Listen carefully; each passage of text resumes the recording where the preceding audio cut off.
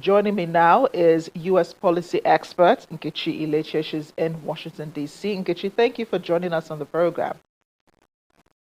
Thank you so much for having me. It is a great honor and pleasure to join you this day. Thank you. And thanks for making it. I know it's really cold over there in Washington, D.C., but even Very much colder is President Trump's proclamation to certain countries here in Africa and to the rest of the world. Some would say that the U.S. government is gradually showing off racist tendencies with the partial visa ban on Nigeria and the full visa ban on certain other countries, the travel restrictions and so on. Why do you think that this action has been taken against a country like Nigeria?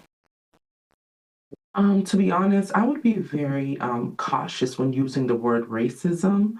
The US government has publicly framed these restrictions as a part of a broader immigration and national security policy, pointing to concerns about security vetting systems, identity management, visa overstays. And so that is what the US government is using to justify their limiting of the entry for the Nigerian nationals in those specific categories.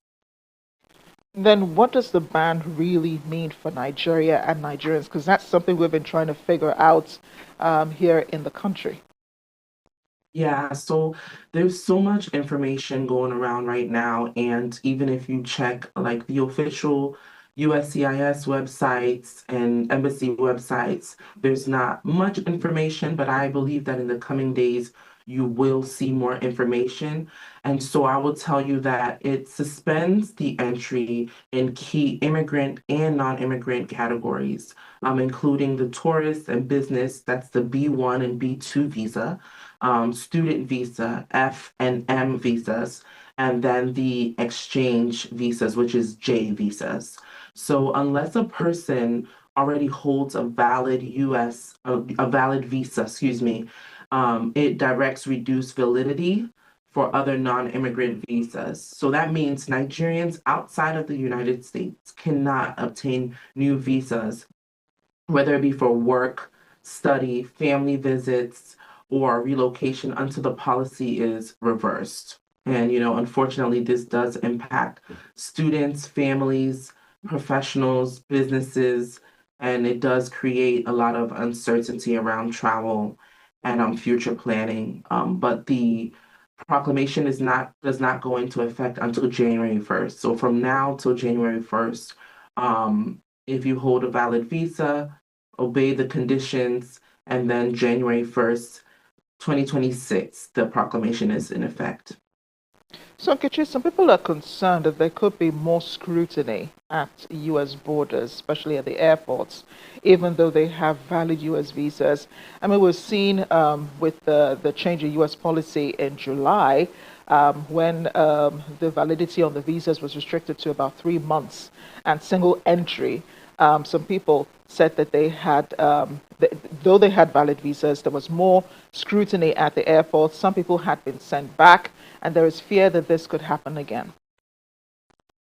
Yeah, this is really such an uncertain time. So, my advice to anyone that is currently traveling is to proceed with caution, plan accordingly.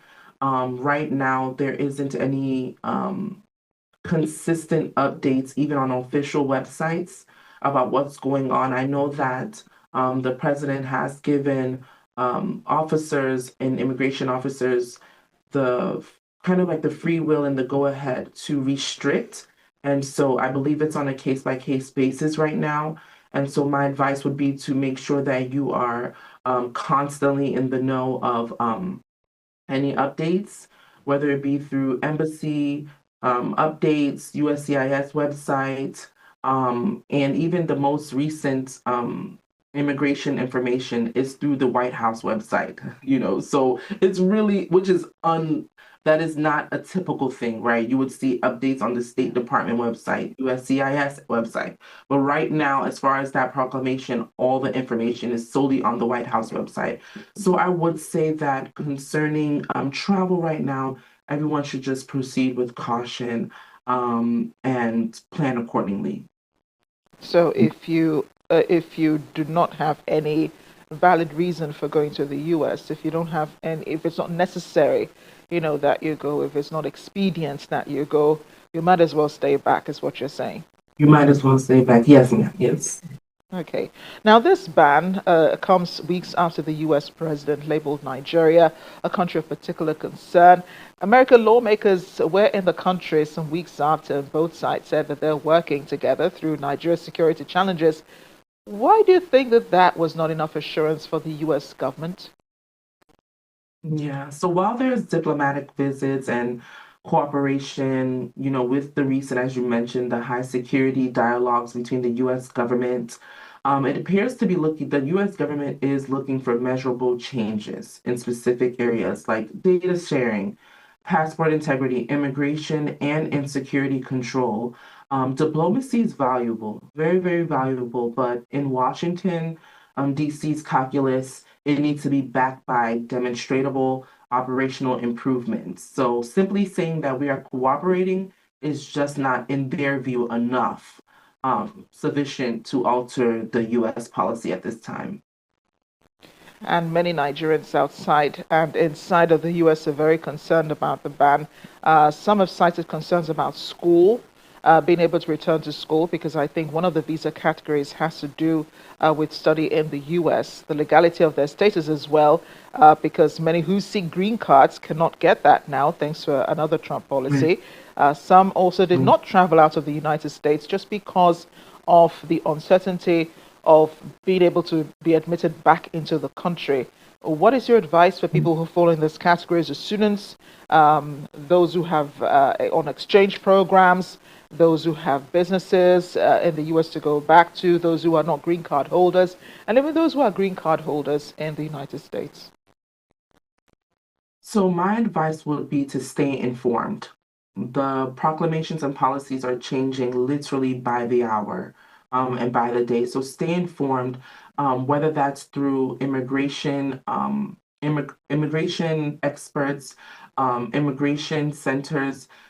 The Nigerian Center here in Washington, D.C., that is exactly what to do. We would do. I am the policy director of the Nigerian Center, and if you reach out to the Nigerian Center in DC, you can go to our website, www.nigeriancenter.com, and we're constantly updating our websites and our social medias with the latest information concerning immigration policies and updates, the proclamation.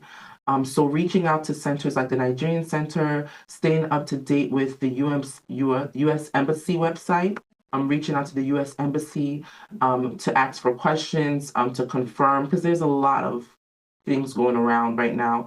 And so going through official means to get updates on status, on validity, visa validity, and things like that would be the best advice that I have for everyone that is worried about traveling to Nigeria, irrespective of your visa process. Reach out to through official means, embassy websites, Nigerian Center is there, and that is the best way you can get most accurate information as official websites are still being updated. Let's talk a bit more about what the Nigerian Center in DC does. There are lots of Nigerians who want to become citizens of the United States. Their process to citizenship has been cut short because the Trump administration has put a pause on that. The issuance of green cards, the process of becoming a naturalized citizen of the United States. How is the center helping Nigerians navigate through the changing immigration waters in the US? Yeah, so the Nigerian Center is a national civic institution advancing social justice, cultural, and opportunities for Black immigrants. We work at the intersection of legal aid, cultural diplomacy, financial freedom, and policy and advocacy. And so through the Nigerian Center, we actually are opened every Thursdays between the hours of 12:30 to 4:30. And during that time, you can walk in or schedule a virtual appointment with our immigration attorneys. And our immigration attorneys are able to speak with you for free for those that walk in and give you advice based on your current status. And so that is what the Nigerian Center is doing right now. It's for us immigration on the back end, we are constantly in communication with our friends and our networks at the State Department to get the most valid and updated information. And so if you visit the Nigerian website and you complete an intake form, you should have our immigration attorney and some of our immigration associates reach out to you for whether it be a scheduled meeting with our attorney, some advice, and you can also reach out to us at info@nigeriancenter.org with any questions that you may have as well. Have you found that there is an increase in the number of Nigerians needing your services under this administration so far? Yes, absolutely. And that's why we are doing our best on our end. We have a lot of work cut out for us because people want updated information. And so we are constantly in communication with some of our network in the US government to get the most updated information so that we are sharing that information with you and partnering and working alongside the Nigerian embassy to make sure that we are assisting in any way that we can with the most updated and valid information. Finally, Nkechi, I know that we're talking about visas and, policy regarding visas from the US. For all the other countries that have received either a partial or a complete ban on travel to the United States, do you think the reciprocity will play a role here? I would say that in particular for Nigeria, right? While reciprocal, that is a diplomatic tool, it deserves considerable careful consideration, right? The most important purpose for this, the most important um, thing that I would say for Nigeria is to focus on protecting its citizens and its interests and foreign policy objectives. Immediate retaliation, obviously, measures could be harm families, students, and businesses more than it influences US policy. So I would say our focus should be to remain on a constructive engagement and reforms that reduce the perceived concerns while keeping any other reciprocal action option more of a diplomatic toolkit. So I would say that we should stay away from trying to reciprocate and work on reforms, work on engagement, and the US government and Nigerian government working together. I think doing anything reciprocal would do more harm than good, especially when we're considering that these visas are impacting families, students, and businesses. Nkechi Iliechie, US policy expert and also Director General, I believe, or Chairman, co-founder of the Nigerian Center in Washington, D.C. Thank you so much for speaking with us. We're sure that Thank you many so Nigerians much will for have having even me. more questions for you after this interview. Yes, Thank you again. yes. Thank you so much for having me. So grateful.